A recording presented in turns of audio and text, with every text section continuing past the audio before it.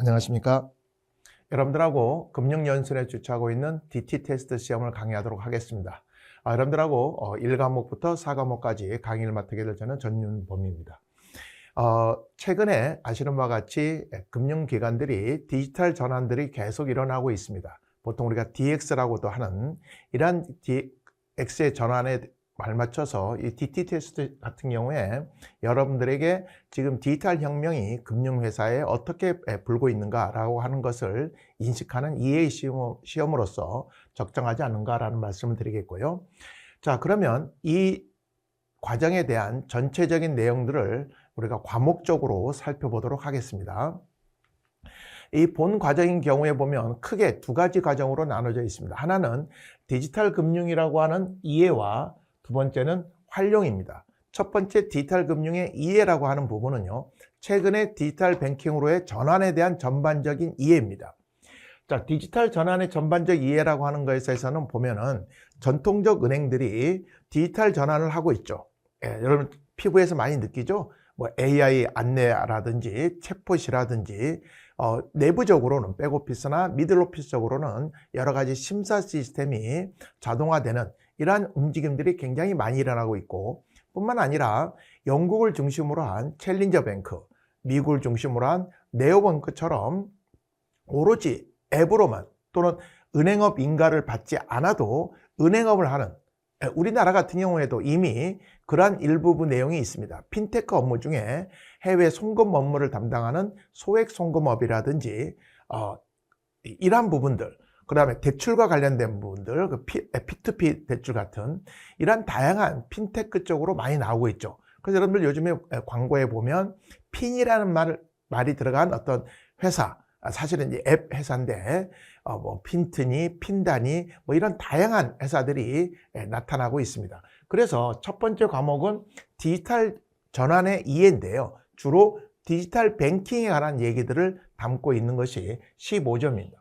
두 번째 과목은 그럼 이러한 디지털 뱅크의 전환에 대해서 각국 또는 각국에 있는 감독기관들은 정책에 있어서 어떻게 변화가 일어나고 있느냐라고 하는 것을 보면 이 트렌드를 알 수가 있다는 거죠. 그래서 두 번째 과목은 디지털 금융의 정책과 관련된 트렌드입니다. 그게 15점입니다.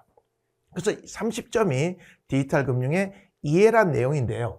이 이해란 내용은요, 어떤 특정한 부분을 애우거나 그렇게 할 부분은 아니고 여러분들이 어떤 그 상식적이면서도 최근의 변화를 인지할 수 있는 이러한 부분입니다. 그래서 여러분들이 꼭 교재나 이 강의 어떤 시험에만 국한하지 마시고 평소에 이런 디지털 금융, 디지털 뱅킹의 전환에 대해서 관심을 갖고 뉴스를 많이 보시는 게 시험에도 좋을 뿐만 아니라 시험을 떠나서라도 굉장히 도움이 된다라는 말씀을 드리겠습니다.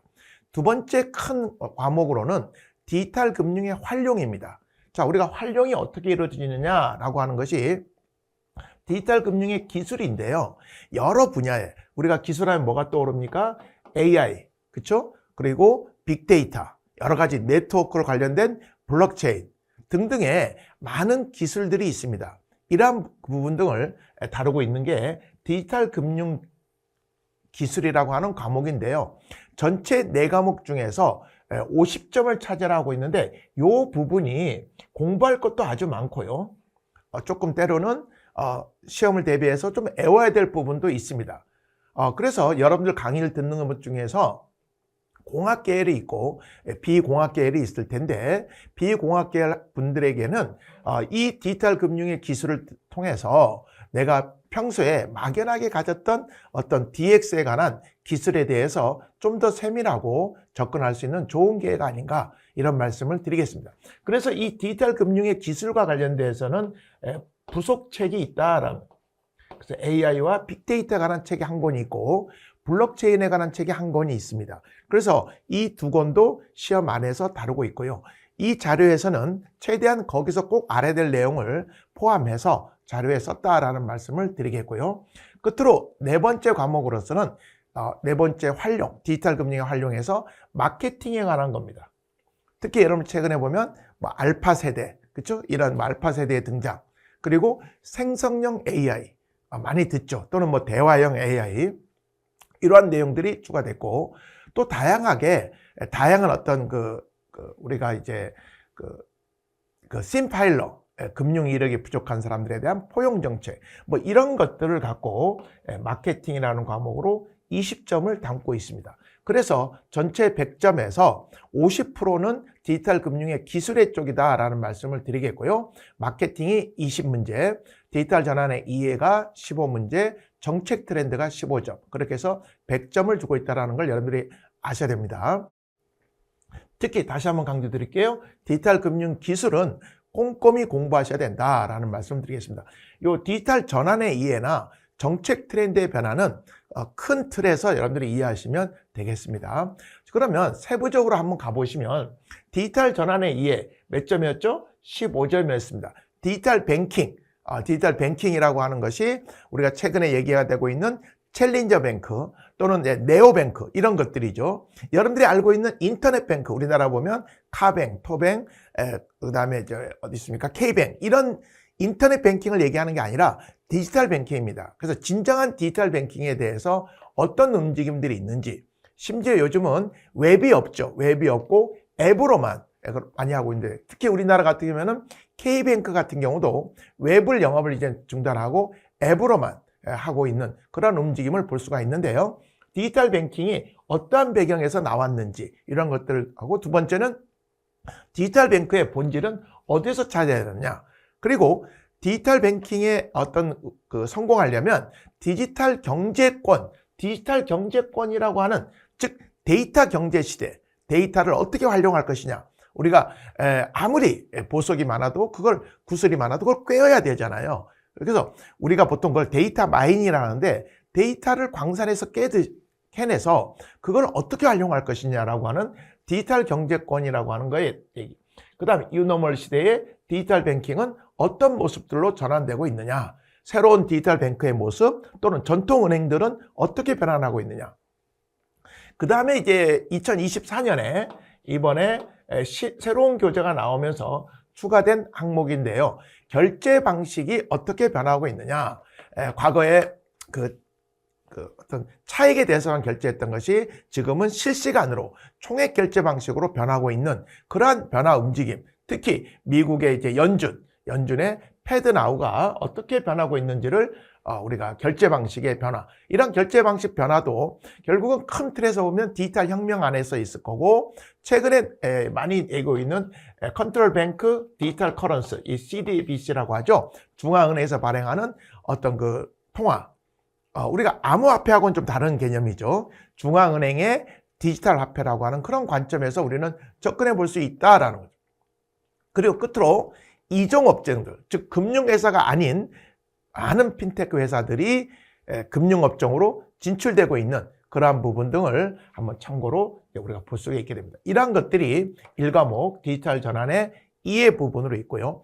두 번째, 정책 트렌드입니다. 정책 트렌드에서는 가장 최근에 이슈가 되고 있는 온라인 플랫폼, 우리 여러분 중국에 같으면 알리바바라든지 탄센트 이런 플랫폼 기업들에 대한 여러 가지 규제 쟁점이 중국뿐만 아니라 유럽, 미국, 우리나라 같은 경우에도 지난해 말에 이 디지털 관련한 법이 이제 발의가 되면서 아직 이제 시행된 건 아니지만 많은 논의들을, 4가지 금지 행위들을 갖고 있으면서 많은 논의들이 되고 있습니다.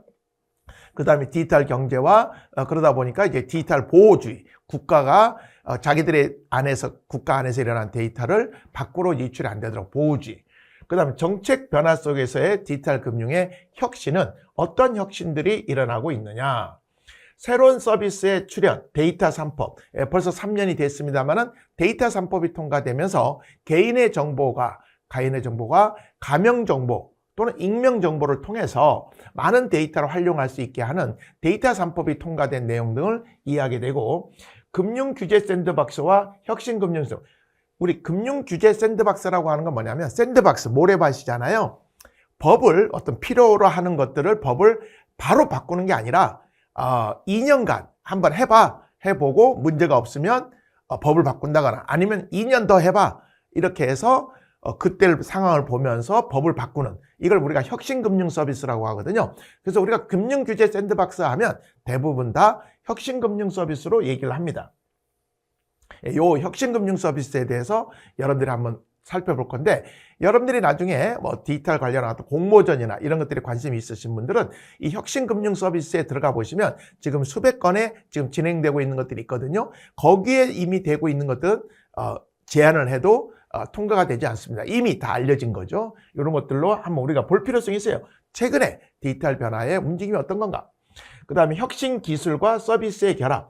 혁신 기술과 금융 서비스의 결합. 어떤 게 있을까요? 우리 보험과 기술에 만나는 거, 인슈어테크, 그 다음에 감독 업무와 기술이 만나는 거, 슈퍼바이저와 관련한 섭테크, 어떤 규제와 관련된 것들이 기술가가 만나는 레그테크, 특히 요즘에 사무자동화와 관련된 로봇 프로세스 오토메이션이라고 하는 RPA, 뭐 이런 것들이 기술이 금융 서비스와 만나서 어떤 것들이 나타나는지를 다루는 것이 두 번째 과목이다. 자, 세 번째 가장 많이 내는 과목이라고 그랬죠. 50점을 나타내는 금융기술은 보시다시피 크라우딩 컴퓨팅. 과거의 기업들은 반드시 서버가 있어야 되지만, 데이터베이스를 관리할 수 있는 서버가 있어야 되지만 지금은 그렇지 않고 별도의 클라우드를 통해서, 여러분 잘 알고 있는 아마존의 AWS라든지 MS의 애저라든지 이러한 클라우딩 컴퓨팅이 보편화되고 있는 그런 부분이죠. 그런 것들과 관련된 거. 그리고 금융회사들도 과거에는 보안적인 문제 때문에 허용하지 않았던 것이 점점 이제 크라우딩 쪽으로 허용되고 있는 부분. 두 번째는 AI에 관련된 거, 그 다음 빅데이터와 관련된 거, 그 다음 블록체인에 관련된 거, 그 다음 NFT 기술. 우리가 이제 블록체인을 하나의 어떤 그 유형화하는 그 NFT 기술 관련된 거, 디지털 트윈 기술. 트윈이라는 건 쌍둥이죠. 현실에 있는 상황을 완전히 디지털화해서 예측을 해보는 거죠. 이를테면 내천에 있는 물이 홍수가 날 것이냐, 그거에 대해서 트윈, 똑같이 디지털에서 만들어서 시뮬레이션을 통해서 실험을 해볼 수 있는 하나의 디지털 트윈 기술. 그리고 양자 컴퓨팅, 최근에 아주 핫하죠. 우리가 컴퓨터라고 하는 게 1과 0 두 가지로 얘기를 하는 건데, 그런 것들이 공존하는, 즉 동시에 일어나고 동조할 수 있는 겹침 현상이 일어날 수 있는 양자 컴퓨팅. 여러분들 어딥니까? 이제 작년이죠. 작년에 나왔던 영화 중에 그 원자폭탄과 관련해서 오펜하이머라는 영화에서도 보면 그 오펜하이머가 양자 컴퓨팅, 양자 물리학에 대한 얘기들을 많이 볼 수가 있습니다. 그런 것들이 현실에, 컴퓨터에 와서 현실화되는 것이 멀지 않았다라고 얘기할 수 있죠. 그래서 미국의 뭐 IBM이나 이런 회사들은 양자 컴퓨팅 쪽에다가 굉장히 많은 투자를 하고 있고, 그렇게 되면 컴퓨터 체계가 완전히 바뀌는 시대가 도래할 것이다. 이런 것들이 아주 먼 미래 같지만 사실은 여러분들 어떻습니까? 2007년에 스티븐 잡스가 스마트폰을 갖고 와서 맥월드를 할 때, 그게 벌써 2007년이 벌써 20년은 아니지만 한 18년 정도 됐네요. 그때만 해도 세상이 이 모바일 시대로 바뀔 거라는 걸 잘 못 느꼈을 수 있어요. 그러나 지금은 데스크 PC에서 거기다가 모바일 시대로 다 와버린 거죠. 이처럼 양자 컴퓨팅이 아주 먼 미래의 얘기를 하는 건 아닐 것이다 라고 하는 전언이 있고요.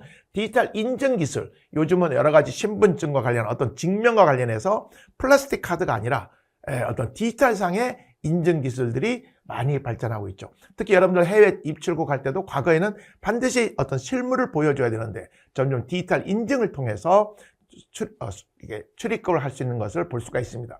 이런 거 관련된 디지털 인증입니다. 우리 회사 출입할 때도 과거에는 어떻습니까? 목에 걸려있는 카드를, 플라스틱 카드를 댔지만 지금은 얼굴을 인식한다거나 지문을 인식한다거나, 우리 은행에서 돈을 찰 때도 과거에는 반드시 체크카드나 신용카드를 넣어서 캐시랍에 돈을 찾았지만 지금은 지문으로 인식해서도 돈을 찾을 수가 있는 시대가 된 거죠. 그게 다 디지털 인증 기술입니다. 그런 것들. 정리해보면 이 디지털 금융 기술과 관련해서는 우리가 크라우딩, AI, 빅데이터, 블록체인, 그 다음에 NFT, 그 다음에 우리 디지털 트윈 기술, 양자 컴퓨팅, 디지털 인증 기술 이런 것들 다루는데 이 부분이 공부할 양이 아주 많고 시험에서도 50점이지만 이 비중을 여러분들 꼼꼼히 두셔야 된다. 꼭 시험이 아니더라도 이런 것들을 알므로써 우리가 디지털 시대에 대비하는 자세에서는 굉장히 유용한 과목이 3과목이다라는 말씀 드리겠고요. 끝으로 마케팅 부분에서는 핀테크 회사들이 어떤 변화들이 일어나고 있느냐라고 하는 부분들. 그 다음에 요 두 가지가 이제 2024년에 교재에서 좀 추가된 부분인데요. 행동경제학, behavior finance라고 하죠. 어떤 behavior economic이라고 하는데 이 행동경제학이라고 하는 거, 이런 어떤 상황의 변화에 따라서 사람을 바뀌게 한다. 뿐만 아니라 인간의 행동이라는 게 이성적인 게 아니라 매우 비이성적, 비합리적 판단하에 일어난다라고 하는 그러한 바탕하에서 나온 게 행동경제학이죠. 우리 실생활에서도 보면 뭐 화장실에 파리를 그린다거나 쓰레기를 무단 투척하는 곳에 화분을 만든다거나 뭐 이런 것들이 결국 상황, 환경이 바뀌면 사람이 바뀐다는 거. 그 유명한 법칙도 하나 있죠. 깨진 유리창의 법칙이라고 해서 브로큰 윈도우라고 있습니다. 그 사람이 정상적인 자동차에서는 아무 그 내부를 들여보지 않았지만 깨진 유리창에 있는 그러한 자동차에는 그 안을 들여다보고 거기에 어떤 뭐 훔칠 물건이 있을 때 사람이 바뀌어버리는 그러한 것들에 대해서 행동경제학을 넣었고요. 그 다음에 알파 세대, 최근에 MZ 세대에서 알파 세대로 우리 로마 문자가 끝났죠. 이제 로마 MG까지 끝나니까 이제 그리스 문자의 시작인 알파라고 하는, 이제 뭐 앞으로 10년, 20년 후에는 좀 베타 세대가 나올 수도 있지 않을까 이런 생각도 들어봅니다. 그 다음에 금융 서비스의 제조 판매 기능과 관련해서 뱅크 에즈 서비스라고 하는 바스라고 하는 거, 인베이디드 파이낸스, 인베이디드 어디에 탑재돼서 금융이 일어난다. 자, 예를 들면 미국 같은 경우에 테슬라에서 자동차를 팔면서 자동차 보험을 파는 거죠. 그런 것들이 인베이디드 파이낸스입니다. 우리나라 금융회사들도 최근에 법 테두리 안에서는 인베이디드 파이낸스, 인베이디드 금융이 어떤 것들이 가능할까라고 하는 것들에 대한 연구들을 굉장히 핫하게 하고 있습니다. 인베이드된.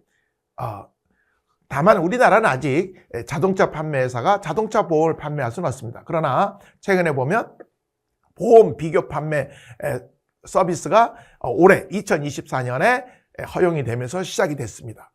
금융회사라든지 핀테크 회사들이 하고 있는데 거기에 일단 시작되는 보험이 자동차 보험, 그리고 바로 다음 용종보험. 우리 용종, 여러분들 뭐 대장 검사할 때 보면 용종 많이 나오잖아요. 그래서 용종보험, 이 자동차 보험에서 일단 시작을 합니다. 이러한 어떤 변화들, 생성형 AI, 뭐 여러분들 최근에 보면 구글의 시대는 끝났다 이런 얘기들을 많이 하잖아요. 그 배경 중에 하나가 잘 알고 있는 챗GPT입니다.